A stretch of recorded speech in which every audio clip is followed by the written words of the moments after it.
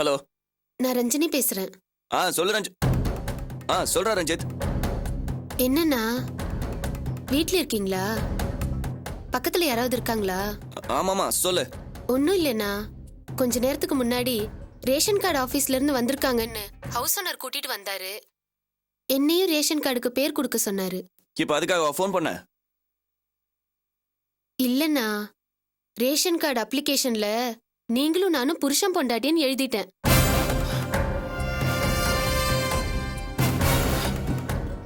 என்னடா ரஞ்சித், ஏன்டா இப்படி பண்ண? ஹவுஸ் ஓனர் பக்கத்துல இருந்ததுனால என்னால எதுவும் பண்ண முடியலண்ணா. என்ன மன்னிச்சிருங்கண்ணா. அதை சொல்றதுக்காக தான் ஃபோன் பண்ணேன்.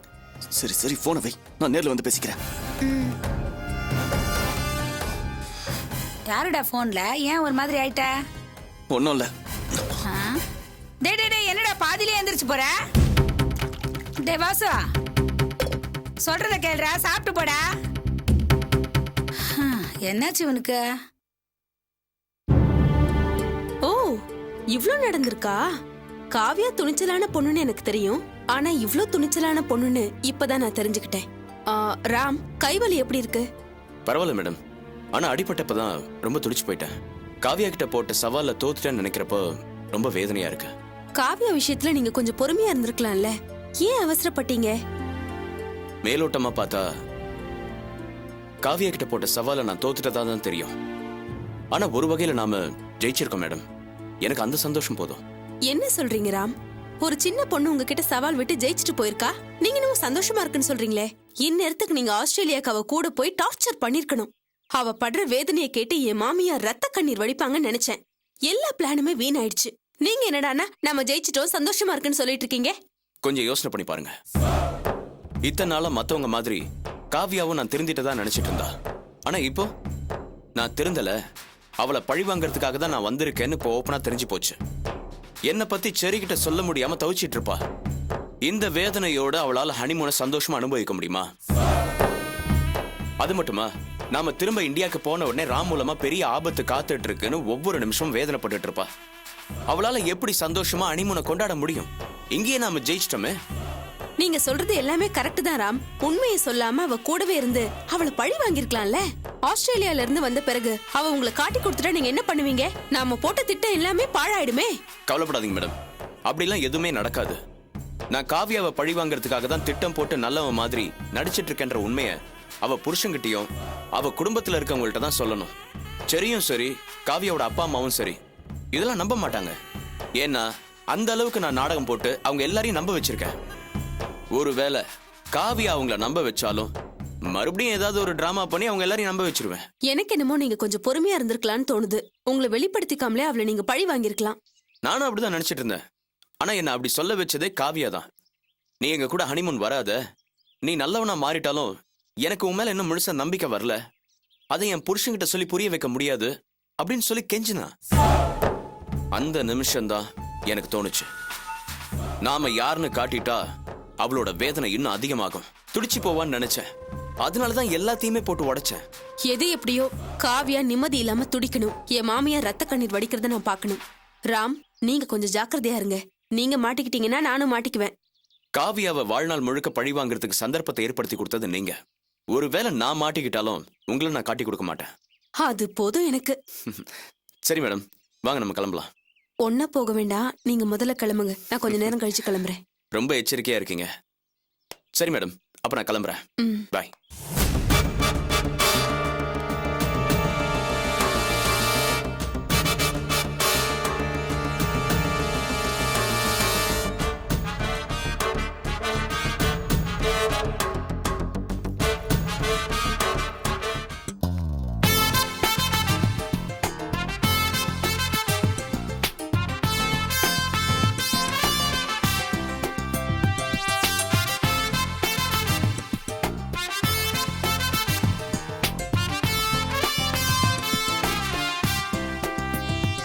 அது பிரியா இல்ல?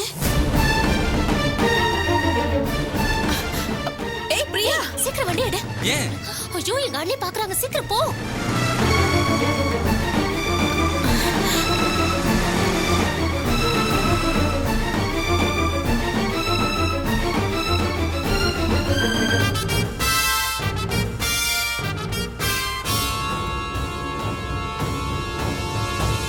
கண்ணா ஒரு பெரிய மனுஷன் நான் எவ்வளவு நேரமா உன்கிட்ட கெஞ்சிக்கிட்டு இருக்கேன். நான் அப்படி என்னடா பெருசா கேட்டேன்? 2 கோட்டர் தானடா கேட்டேன். கொஞ்சம் ஏற்பாடு பண்ணி கொடுக்க கூடாதா? இந்த பாரு, காசு இருந்தா சாப்பிடு, இல்ல நேரத்தை காலி பண்ணு. அட பாவி டேய், என்னை நம்பி என் ஃப்ரெண்ட்ஸுங்களாம் வந்து வெளியில நின்றுட்டு இருக்காங்கடா. எதுவும் நான் ஏற்பாடு பண்ணலன்னா ரொம்ப அவமானமா போயிடும்டா. கொஞ்சம் கருணை காட்டுடா. கருணை கேட்ட கருணா, காசு இருந்தா சாப்பிடு, இல்ல நேரத்தை காலி பண்ணு. ஏண்டா டேய், யாசு இருந்தா நான் ஏன்டா இப்படி உன்கிட்ட கெஞ்சிக்கிட்டு நிக்கிறேன்? டேய், எவ்வளவு நாள் நான் உனக்கு எவ்வளவு பணம் டிப்ஸா கொடுத்துருப்பேன். 2 கோட்டருக்கு ஏற்பாடு பண்ணுடா. நானும் என் ஃப்ரெண்ட்ஸுங்க 4 பேரும் சேர்ந்து கொஞ்சம் கொஞ்சம் தொண்டையை நினைச்சுக்கிறோம். என்னது டிப்ஸ் சொல்லி கொடுத்துருக்கிறியா? தினமும் 1 ரூபா 2 ரூபா கொடுத்துட்டு பெரிய வள்ளல் மாதிரி பேசுற. ஏய், என்னடா ரொம்ப சாதாரணமா பேசிட்டு இருக்க? வருஷத்துல 365 நாள். அந்த 365 நாள்ல காந்தி ஜெயந்தி, வள்ளுவர் தினம், வள்ளலார் தினம், மகாவீர் ஜெயந்தி, இன்னும் மத்த லீவ் எல்லாம் சேர்த்துக்கோ. 15 நாள் கழிச்சுக்கோ. அப்புறம் எவ்வளவு இருக்கு? வருஷத்துல 350 நாள். ஒரு நாளைக்கு 2 ரூபானா 700 ரூபா ஆச்சு. நான் எத்தனை வருஷம்டா இந்த பாருக்கு வந்து போய்கிட்டு இருக்கேன்? எத்தனை ஆயிரம் உனக்கு அள்ளி கொடுத்துருப்பேன். கேவலம் 2 கோட்டருக்கு போய் கணக்கு பாக்குறீடா கண்ணா. உங்ககிட்ட பேசுறத பார்த்தா முதலாளி திட்டுவாரு. முதல்ல கிளம்பியா? ஆம்லெட் சொல்லி எவ்வளவு நேரம் ஆச்சு? இதோ வரேன் சார். இங்க நின்னுட்டு இருக்க, கிளம்பு. ஏய், அதான் இல்லன்னு சொல்லிட்டியாடா. எங்களுக்கு கிளம்ப தெரியும், நீ போடா. ஐய, மொறப்ப பாரு, பெருசு தனியா அடிக்குது. ஐயோ,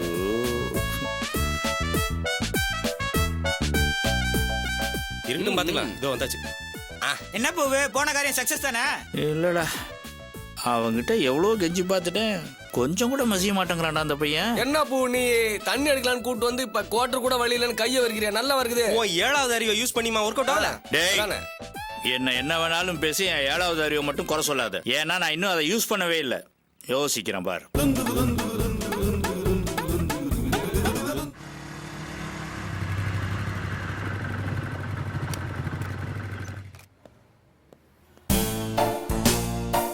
என்ன மச்சான், ஏசி பார் கூட்டிட்டு வருவேன்னு பார்த்தா இங்க கூட்டிட்டு வாடா வந்திருக்க. வாடா, ஏசி பார்ல போய் தண்ணி அடிச்சா மப்பு ஏறது தெரியாது மச்சான். வெளியில வந்து வச்சுக்கேன், சும்மா மப்பு கிருன்னு ஏறிடும். அப்புறம் வண்டியில போகும்போது ஆக்சிடென்ட் ஆயிடும்டா.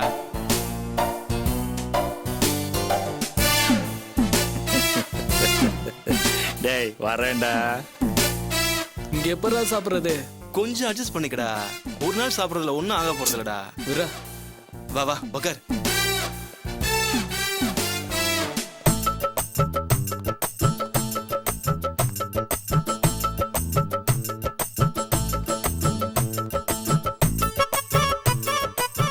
பெருசு, கொஞ்சம் பேனா தெரியுங்களா?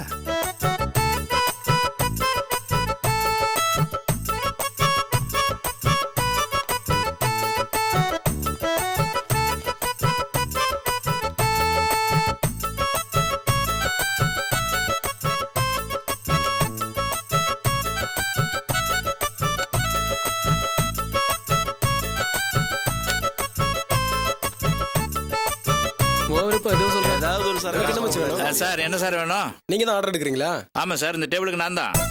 என்ன மச்சான் ஆர்டர் பண்ணலாம் மச்சான்? சொல்லுங்க, உங்களுக்கு என்ன வேணுமோ சொல்லுங்க. சொல்லுங்க. எத்தனை கூட்டம் அந்த நீயே சொல்லு. எனக்கு ஒரு பீர் மிச்சம். பேசாம ஒண்ணு பண்ணுவோம், ஒரு ஃபுல் வாங்குவோம், எல்லாரும் ஷேர் பண்ணிக்குவோம். இவனுக்கு மட்டும் ஒரு பீர் ஆர்டர் பண்ணிடுவோம். ஒரு பீரா? ஒரு பீர், ஒரு ஃபுல். விஸ்கியா பிராண்டியா? விஸ்கி போடுங்க. ரைட்டு. அப்புறம் பீர் 1, இன்னொரு பீரு. சைட் டிஷ் சிக்கன் மட்டனாடா? சிக்கன் போதுண்ணா. சிக்கன் ஒரு பிளேட்டு, 2 பாக்கெட் சிகரெட். சரி சரி, இது மட்டும் இப்ப கொண்டு வாங்க, மத்ததெல்லாம் அப்புறம் சொல்றேன். ஓகே.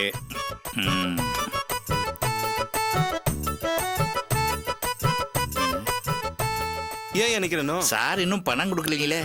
ஏண்டா, இது என்ன ஏசி பாரா? லோக்கல் பாரா? காசு எடுத்து கொடு.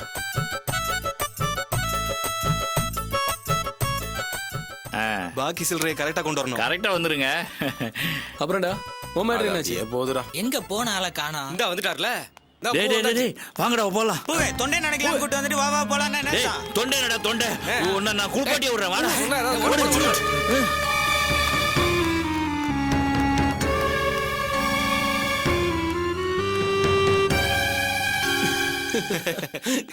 இல்லடா மச்சான். சொல்லுங்க, என்ன சாப்பிடுறீங்க? டேய், எத்தனை பேர் ஆர்டர் எடுப்பீங்க? இது என்னோட டேபிள் சார், நான் தான் ஆர்டர் எடுப்பேன். டேய், இதுக்கு முன்னாடி ஒருத்தர் ஆர்டர் எடுத்துட்டு போனாரே. இப்பதான் ஆர்டர் கொடுத்தோம். இப்பதான் ஒரு ஆள் எங்கிட்ட ஆர்டர் எடுத்துக்கிட்டு 1000 ரூபாய் பணம் வாங்கிட்டு போனாரு. சார், இந்த பார்ல சர்வீஸ் பசங்க 4 பேர் தான் சார் இருக்கிறோம். அவர் வயசான இருப்பா, 90 இந்த பையமா இருப்பாரு. டேய், சர்வீஸ்ங்கிற பேர்ல எத்தனை பேர் கிளம்பி இருக்கீங்க? கூப்பிடுற உங்க முதலாளியா? சார் சார் சார், இருக்கு சார். சார் சார் சார் அப்படியா பண்ண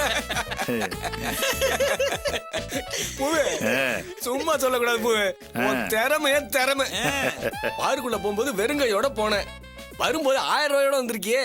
உன் திறமைய பாராட்டாம இருக்க முடியல பூவே. டேய் ரொம்ப புகழாதரா. இந்த மாதிரி புகழ்ச்சி எல்லாம் இந்த பூவுக்கு பிடிக்காதுன்னு உனக்கு தெரியாதாடா? அதுக்காக உன்னோட 7வது அறிவை பாராட்டாம எங்களால இருக்க முடியுமா? எல்லாம் சரி போவே, இருந்தாலும் அந்த பசங்களை இப்படி ஏமாத்தினது தப்பு இல்லையா? தப்பே இல்ல. நான் என்ன உழைக்கிறவங்களை ஏமாத்துறேனா இல்ல இல்லாதப்பட்டவங்களை ஏமாத்துறேனா? பெத்தவங்களை ஏமாத்தி அவங்க கிட்ட காசை வாங்கிட்டு பொறுப்பு இல்லாம ஊரை சுத்துற பசங்களை தாண்டா நான் ஏமாத்தினேன். இன்னும் சொல்ல போனா அதை நானே விட வச்சுக்க போறேன். புலி, உங்க எல்லாரையும் தாண்டா சந்தோஷப்படுத்த போறேன். சுருக்கமா சொன்னா நான் நவீன ராபின்ஹுட். ராபின்ஹுட்டா? யார் அவன்? ஆட அறிவு கட்ட சூனியமே. ஐரோப்பா கண்டத்துல இருக்கிறவங்க கிட்ட இருந்து எடுத்து இல்லாதவங்களுக்கு வாரி வழங்கின வள்ளல்டா அவன். பூவே சும்மா சொல்லக்கூடாது பூவே. உலக விஷயங்களை சூப்பரா தெரிஞ்சு வச்சிருக்க. பின்ன பூனா சும்மா வாடா. என்ன சாப்பிடுறீங்க? யார் நீ? பார்ல வேலை பாக்குறேன் சார். அதை எப்படி நான் நம்புறது? 6 வருஷமா இங்கதான் சார் வேலை பாக்குறேன். 6 வருஷமா இந்த பார்ல வேலை செய்யறாங்கற ஒரு ஐடி கார்டு கூட இல்லையே, நான் எப்படி உன்னை நம்புறது? நைஸா ஆர்டர் எடுக்கிற மாதிரி எடுத்துட்டு இந்த படத்தை எடுத்துட்டு நீ ஓடிட்ட. ஹலோ, என்னப்பா? இந்த பையன் இந்த பார்ல தான் வேலை செய்யறானா? ஆமா, என்ன மேட்ரு? அது ஒண்ணு இல்ல, கன்ஃபார்ம் பண்ணிக்கிறதுக்காக கேட்டேன். யோ, சரக்கே அடிக்கல, அதுக்குள்ள உனக்கு மப்ப ஏறிடுச்சா? அடுத்தவன் குடிக்கிறத மோந்து பார்த்தா உனக்கு போதை ஏறிடுமா? சாரி. சரி தம்பி, ஆர்டர் எடுத்துக்கோ. சொல்லுங்க.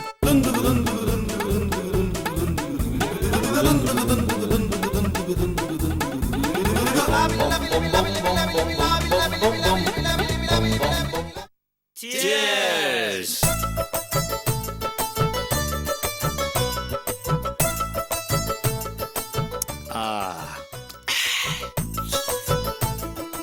பூவே, இன்னைக்கு தொண்டையை நினைக்கிறது கூட தண்ணி இல்லையான்னு கவலைப்பட்டு இருந்தேன். ஆனா மூச்சு முட்டை குடிக்க வச்சிட்ட பூவே.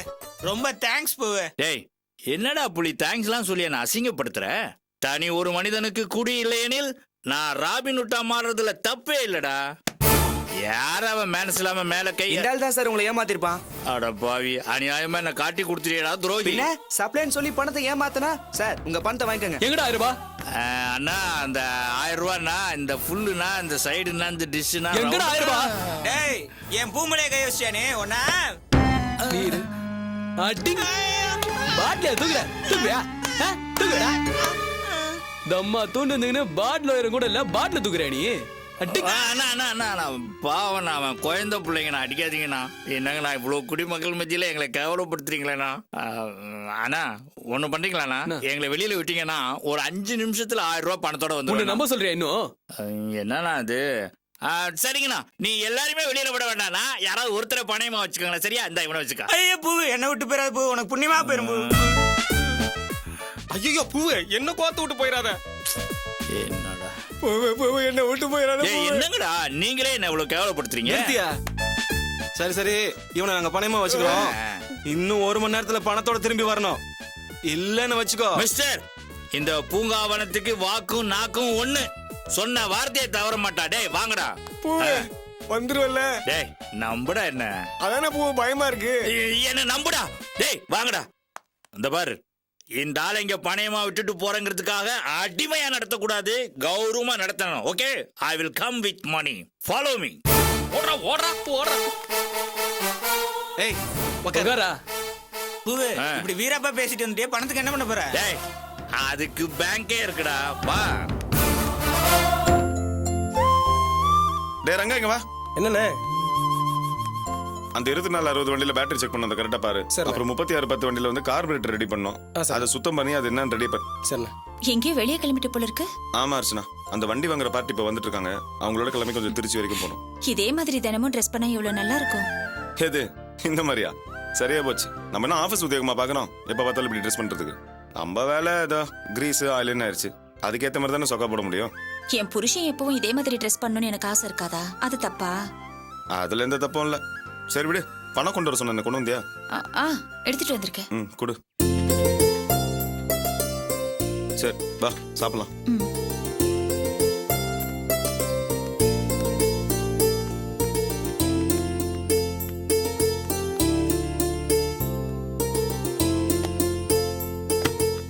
இனிமே இவ்ளோ பெரிய தொகையெல்லாம் வீட்டுக்கு எடுத்துட்டு வராது.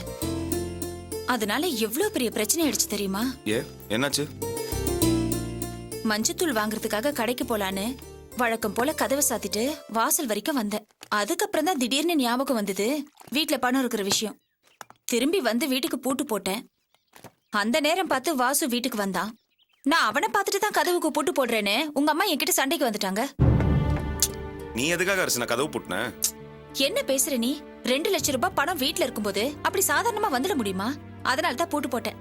ஆனா உங்க அம்மா வாசுவை கேவலப்படுத்துறேன், அவனை திருடன்னு குத்தி காட்டுறேன்னு வாய்க்கு வந்தபடியெல்லாம் பேச ஆரம்பிச்சிட்டாங்க. எனக்கு ஒரு மாதிரி ஆயிடுச்சு. பதிலுக்கு நானும் பேச பிரச்சனை பெருசாயிடுச்சு. என் பையனை திருடன் சொல்றியான்னு மறுபடியும் கேட்டாங்க.